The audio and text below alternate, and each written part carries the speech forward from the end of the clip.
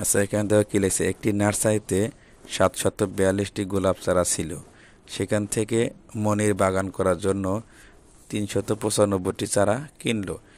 এখন নার্সারিতে কয়টি চারা বা কতটি চারা রইল?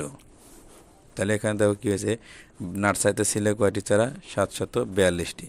সেখান থেকে মনির 395টি চারা কিনে নিয়েছে। তার মানে কি হয়েছে, এই নার্সারিতে যে চারা ছিল সেই চারা থেকে 395টি চারা বিক্রি করা হয়েছে। না, যেহেতু কিনে নিয়েছে তার মানে বিক্রি করা হয়েছে। তাহলে 395টি চারা কি হয়েছে, চলে গেছে। আমাদের এখানে কি হতে হবে, এই 742 থেকে 395টি বাদ দিতে হবে। তাহলে আমরা কীভাবে বাদ দেবো? আমরা বিয়োগের মাধ্যমে বাদ দেবো। তাহলে এই অঙ্ক আমরা কীভাবে লিখবো? আমরা লিখবো, নার্সারিতে গোলাপ চারা ছিল 742টি। মনির গোলাপ চারা কিনলো কয়টি? 395টি। এখন আমরা বাদ দেব। দেখো, বাদ দেওয়ার সময় কী করবে? সবসময় মনে রাখবে বড় সংখ্যার থেকে ছোট সংখ্যা বাদ যাবে।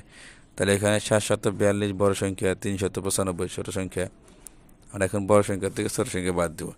কিন্তু এই অঙ্কে দেখো, বাদ কিন্তু আমরা ডান দিক থেকে দেবো, অর্থাৎ একক স্থানের দিক থেকে বাদ দেবো। এখন একক স্থানে দেখো, এখানে আছে 2, এখানে আছে 5। 2-এর থেকে 5 কীভাবে বাদ দেবে? 2-এর থেকে তো 5 বাদ দেওয়া যায় না, কারণ 2 ছোট সংখ্যা, 5 আছে বড় সংখ্যা। তাহলে আমরা কি করব? এরকম হলে এই ছোট সংখ্যার বামে আমরা একটা 1 ধরে নেব, মনে মনে 1 ধরে নেবে। তাহলে 2 কে কত হবে?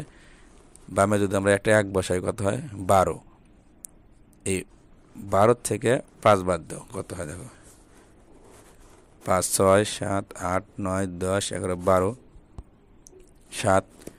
আমরা 7 লিখব। আর এই যে আমরা 1 ধরেছিলাম, এই 1 আমরা কি করব? এই নিচের সংখ্যার সাথে যোগ করে দেব। কত হবে? নিচের কত? 9। 9-এর সাথে 1 যোগ করলে কত হয়? 10। এখন এই 4 থেকে তো 10 বাদ দেওয়া যায় না। তাহলে কীভাবে বাদ দেবো? আমরা এই 4-এর বামে আবার আমরা 1 ধরে নেব। কত হবে? 14। এবার 14 থেকে 10 বাদ দিলে কত হয়? 4। আমরা এখানে 4 লিখব। এবং আমরা যে এই যে 1 ধরেছিলাম, এই 1 আমরা কি করব? এই পরবর্তী নিচের সংখ্যার সাথে যোগ করে দেবো। কত হবে? 3-এর সাথে 1 যোগ করলে 4। এবারে 7 থেকে 4 বাদ দিলে কত হয়? 3। তাহলে নার্সারিতে কতটি চারা হলো? 347টি চারা রইল। আমরা এইভাবে এই অঙ্কগুলো আমরা করব।